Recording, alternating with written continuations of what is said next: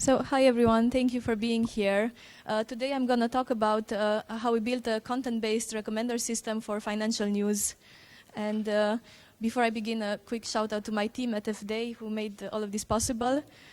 So some background on us. I don't know if you read Dutch news, but Het Financieel Dagblad is the biggest daily Dutch newspaper that's focused on business and financial news. About 2 years ago, we got this Google D&I grant on news personalization. So this is a digital news initiative grant for innovation in the media. And one of the goals of this grant was for us to build a personalized article recommender for our readers. One of the main requirements, of course, since we are talking about news data, is that we have to recommend articles that have been recently published. So we don't have prior user interactions on them, which means we have a cold start problem. So, and in this talk, I'm going to talk to you about how we built this recommender, how we tuned it in various experiments, and where it is right now. So let's start with the data that we have. So like the data that is really at the basis of this system is the user interaction on our website. So we have the interaction between users and articles. And how do we collect it? So whenever a user logs into our website, we keep track of the articles that they have read, but also the articles that they didn't read. So for instance, what you see here in the bottom right of the article, these are links to articles that the user saw on the website but never clicked on them. And this is what we call implicit feedback. So we don't really know whether a user clicked on an article, whether they actually really like the article, or whether it's something that they are interested in. But this is the most easy data to collect, and it's also like the most realistic. You can't always expect your users to tell you whether they liked or disliked something.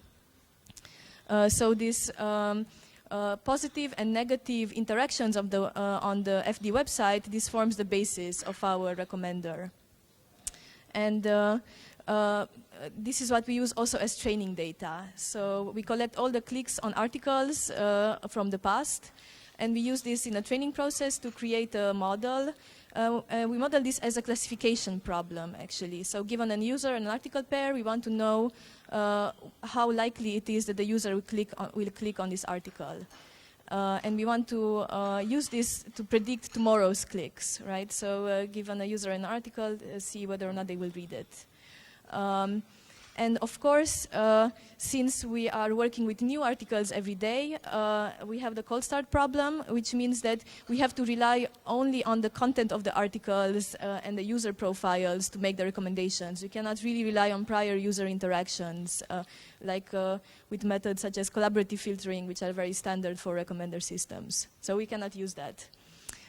So let me walk you a little bit through our training process. So of course we use a very significant stack of Python libraries. I will try to point them to you at the specific location where they are all being used, but this is like the selection. So like I said before, we start with the user interactions on our website. So we start with these positive, negative article clicks. And right from the start, we noticed that there is a problem with this data. So the data is significantly imbalanced. So a user is much more likely to not read an article on our website than they are to read it. So this can be a problem for our model because it could be overfitting on negative feedback. So we decided to perform a random sampling step at the user level. And of course, this can be replaced with other methods such as popularity-based sampling. We have in plan to do some experiments around this, but for now the simplest reason was to just sample out the negative examples that are too many, so that in the end we end up with a balanced training data at the user level. So for each user we have a balanced set of positive and negatives. And this data then we can use to perform the feature extraction, which Feng will talk more about. Okay, thank you, Anca. So I'm going to talk a bit about the features we have chosen.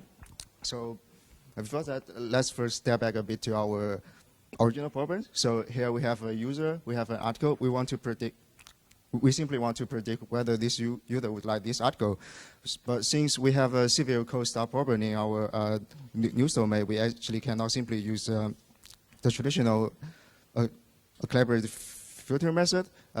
So in order to make our prediction much more meaningful, we actually need to better understand both our users and our articles. So we have to better understand what are our users recently reading and what are their potential interests. And we also need to enrich the articles to better understand the article context, article text itself. And more importantly, we also need to try to find the correlation between these two items, like whether this user is following the topic of this article or whether the authors of this article is among the user's favorites.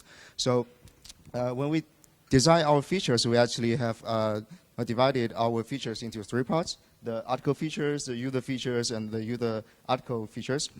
And we partially referred our these features into Blender's work. So if you're also interested in their systems, you can also check this YouTube video by Arno. So let's first talk about our article features. So the article features mainly consist of 2 parts. The first metadata part is directly provided by our journalists, such as content itself, and what are the authors of the articles, and even what is a publication date of that articles. And the other part is all about the enrichments of the article. The basic idea is that besides these obvious metadata, actually we want to we'd like to know more about this article itself. So we also want to extract, for example, how many paragraphs of this does this article have, and what is the article length of this article, and even what is sentiment scores and what is word embeddings of this article. So we extract all these enrichments mainly using a great open source toolkit called TestPipe, which is a natural language processing tool code developed by a few Dutch data scientists, engineers from FDA, the press group, RTL, and of course we are also part of that. So for the TestPipe, it mainly uses the SPACY, and it can convert your raw HTML text into a clean and readable text, and then extract the metadata from that. So if you're also interested in this project, you can also scan the QR code for the link. And for the word embedding parts, we actually use fast text from the Facebook, which is pre-trained on the Dutch Wikipedia pages. So as you can see for this article about the Rabobank, if we look at final article representations, we can see it has like 39 number sentences and around 900 number of words, and it also contains text like Banken. And for the user features, so normally for the user features, people would like to use some demographic features like age and gender, but at FDA we try to avoid bias. So we don't want to train, for example, the gender bias model, or due to some privacy concerns, we decided not to use demographic features. But instead, we actually mainly focus on the user's previous reading behaviors. For example, like the most read text and authors of that user, and also like what is the average number of words this users normally reads. So this is our lead data scientist, David, and because since he's such a power user of FDA, we always use his profile as our experimental subject. So, and from his user profile representations, you can see David read a lot of articles about tech and media and technologies, and unfortunately, you can also see that his favorite author is from FDA editor. So the last part of the features is about the user article correlations. So for this part, we actually first look at the overlap. So for example, whether the text and all the authors of this article is among the users' top 10 most read. And we also want to, secondly, we also want to compare the,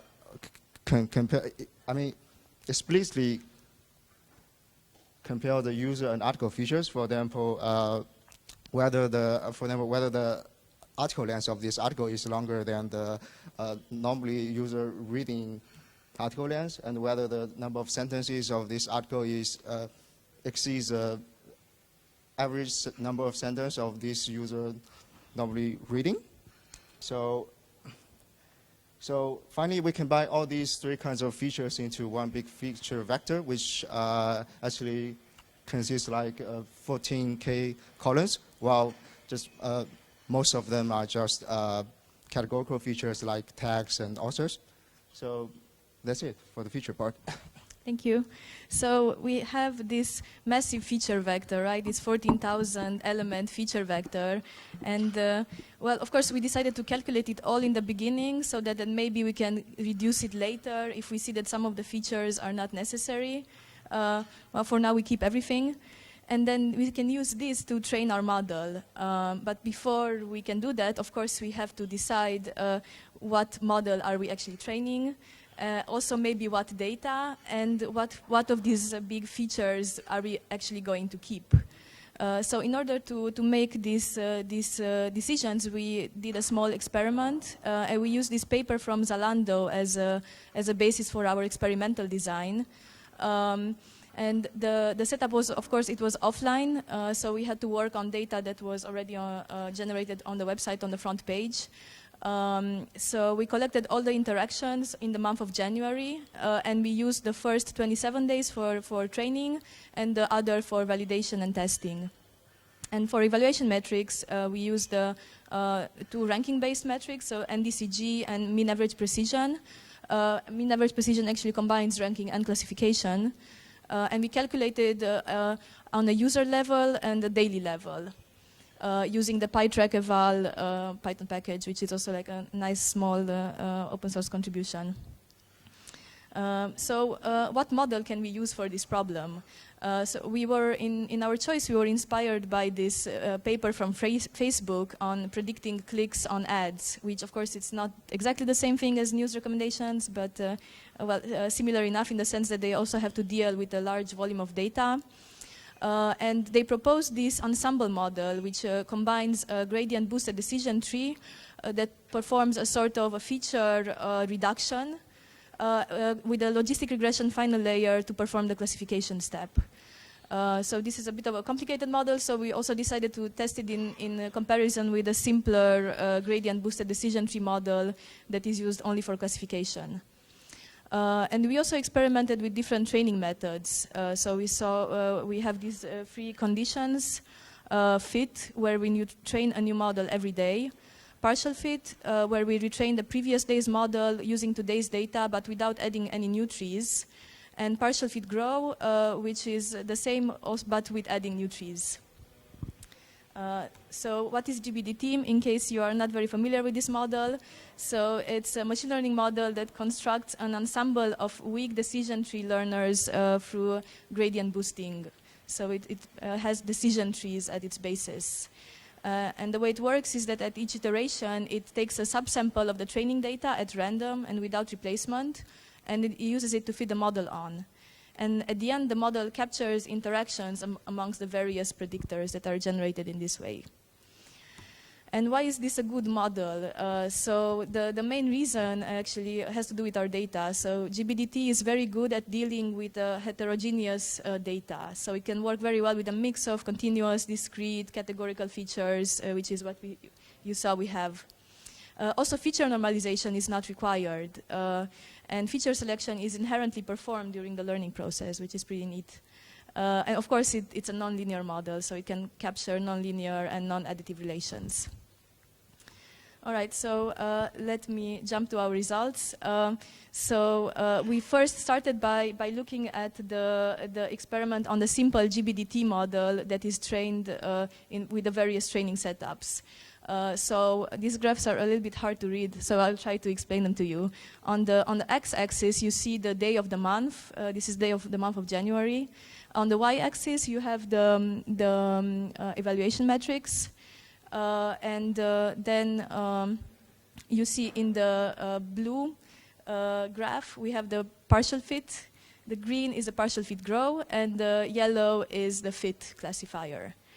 And a point in this graph for the fit model means that the model was trained on data from that day. So this is the point for January 15. It means the model was trained on January 15 data and evaluated on our evaluation set. For the partial fit grow model and for the partial fit models, it's a little bit different. So here we actually consider data from the previous 7 days, including today. So from January 8 to January 15, and I will explain a bit later why this works better. So yeah, same for the partial fit model. And of course, for the evaluation, we are more interested in performance towards the later end of the graph, so for the later days, because that is a bit closer to the evaluation set. But we also want to see kind of a stable performance over time, and we don't want to see a big variation in the model. So given these conditions, we found that actually the partial fit grow model, so where we are continuously adding new trees, it works the best. This is the green one. The fit model has a little bit uneven performance, so you see this very big fluctuation in the orange line.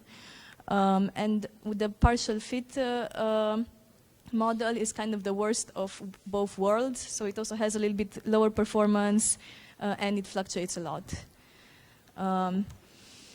You might have noticed that we are being a bit unfair to the fit model. So we are only using 1 day's worth of training data, whereas for the other ones, we are using 7 days.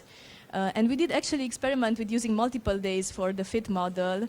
The problem is that training this model is very expensive. So you have to store all of this data into memory in order for the model to be able to do this random selection from the data at training time. Which is very expensive. We did see that using 2 and 3 days in the past actually improves the performance for the fit model, but it did not improve it by that much that it would really justify these costs in terms of memory. So yeah, we stuck with the partial fit grow for now. We also experimented with the Facebook ensemble model, right? So you remember this combined GBDT logistic regression model, and we did a lot of experiments kind of combining different ways of training. In the end, what we saw is that it doesn't really do better than the simple gradient boosted tree model. So what you see in the purple line, that was the model that I showed you previously. So that still does better. And so why didn't this model perform well?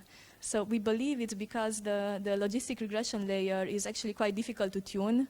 And that's because the output of the GBDT model that does the feature reduction, it's not really interpretable. So, of course, we try to reuse the hyperparameters and the setup that the Facebook paper used, but because the problem is not exactly the same, the tuning didn't work in the same way. So in the end, actually, having the simpler and more interpretable model paid off for us. We also did some experiments in how much data should we train on. So specifically, we were interested in how many days in the past should we consider for our model. And what we saw is that more data is not necessarily always better. And that's because recency is a very important feature in our data. So the recency of the news is very important when predicting what users will read tomorrow. What we also saw was that the relation between the number of days and the performance is not linear. So actually the best performance we saw when training on the previous 3 and 7 days. So that was also interesting. Another interesting finding about the data, we found that actually we can remove up to 50% of the interactions on the website that we use in training and not experience a loss in the performance.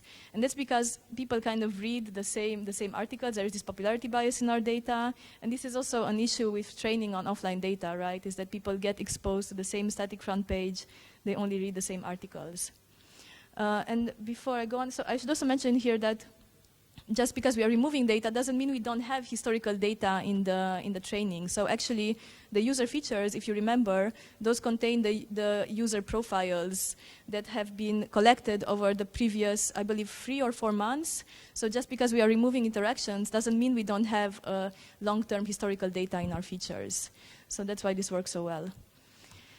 So I think we're a bit tired of this wobbly graph, so I'm just going to verbally summarize the feature ablation experiment. So you remember we had this massive feature set, 14,000 features with a lot of sparsity, of course, from all of those categories.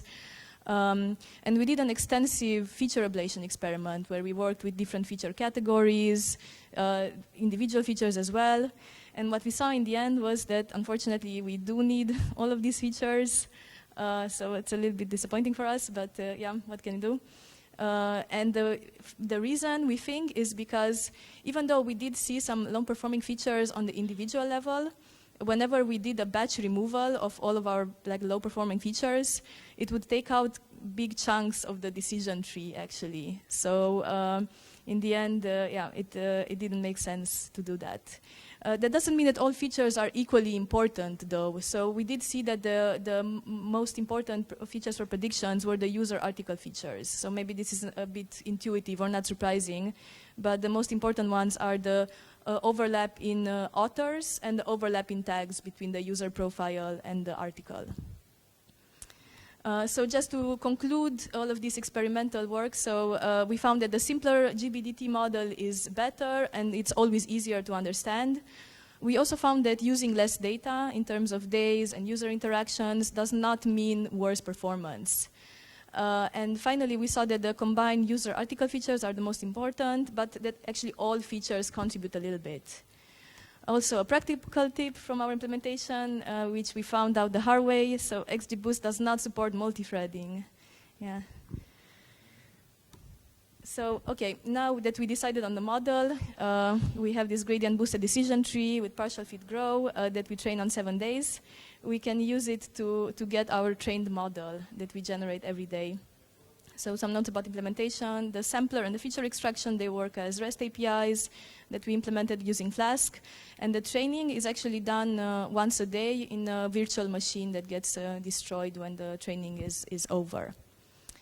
All right, so after training, of course, we can also do prediction. And here we start from user article pairs that we don't have labels on. And this can also be, actually, this can also be negative labels. So articles that the user saw yesterday, but did not click on. So we can still predict on that. And we perform feature extraction using the method I showed you earlier.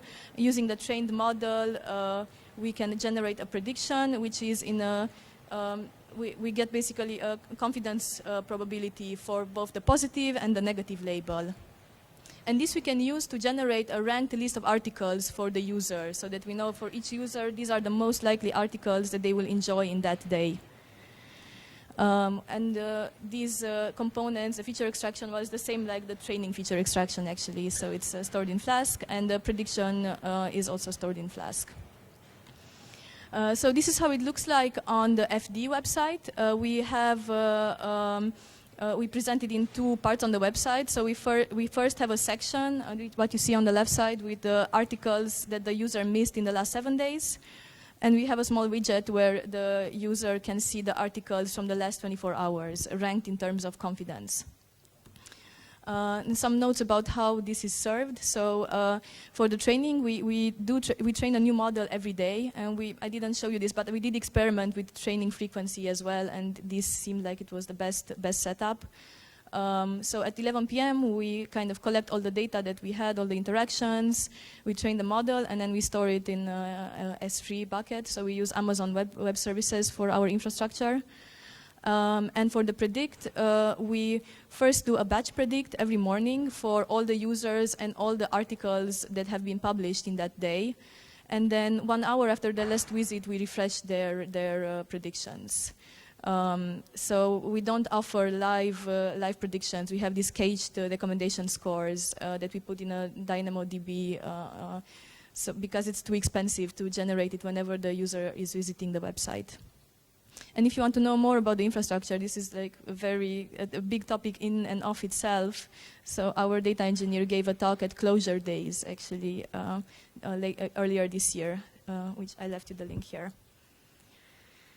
All right, so where is this project now? So actually, we are finally doing online testing for this recommendation system, when we are currently collecting data from real users, and we hope by the end of next week to have our first results. And And we are also interested in measuring things like usefulness. So what I didn't mention yet, but it's very important to us. So clicks are really not the only way to present information and to evaluate recommender systems. So our journalists, they are also very concerned about things like diversity of recommendations, serendipity, dynamicness of the news. We are currently investigating this, and we want to see how our readers respond to these aspects. And Feng will show you some preliminary results on this work. Okay, thank you. So as Anca said, we just don't want to rely all our evaluations only on the recommendation accuracy. So actually, we also have done some preliminary evaluation on some usefulness metrics like coverage and diversity. So for coverage, we actually mainly compare the front page highlighted articles with our top 5 recommendations. The front page highlighted articles are manually selected by our editors, and they are shown on the front page, and everybody get the same 5 articles each time. So and for the coverage part, we actually found that if we compare our recommendations with front page highlight articles as an individual user level, we actually found that users get less coverage in our recommendations, which means that actually our recommendations are more personalized.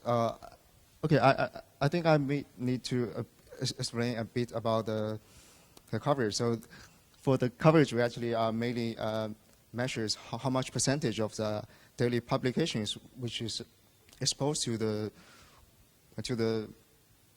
users, right? Okay, so so as a individual user level, we actually found our recommendations are more personalized. But while if we look at the coverage over the whole user set, we actually found that our recommendations actually expose much broader articles to our users, and we believe that could actually help us to tackle the long-tail reading problem on our web. And we also measure the diversity scores for those 2 lists in terms of attributes like section, text, and authors. We actually found that our top 5 recommendations are more diverse on section and content, and highlighted articles are more diverse on authors, which is actually also partially makes sense because we also found that authors and tags are quite 2 important features in our models to make recommendations, which would lead our recommendations much more similar on authors. That's a preliminary evaluation results. Thank you. So I think we've actually reached the end of the talk a little bit early, so we have more time for questions. I just want to reiterate the lessons that we learned from this experimental process. So as I mentioned previously, do consider using a simpler model. Sometimes it really works better, and it's always easier to understand what is happening. Also consider using less data. Of course, it's much cheaper to implement, and it does not necessarily mean worse performance, as we have seen. And finally, yes, the combined user article features were the most meaningful that we found, but actually all features can contribute a little bit, and especially with the models that are based on decision trees that do the feature selections themselves, it's worth maybe exploring a larger feature set. I also have compiled here the list of all of the references that I mentioned during this talk, if you want to take a photo of it or keep it for further reference. Thank you very much. I'm looking forward to your questions.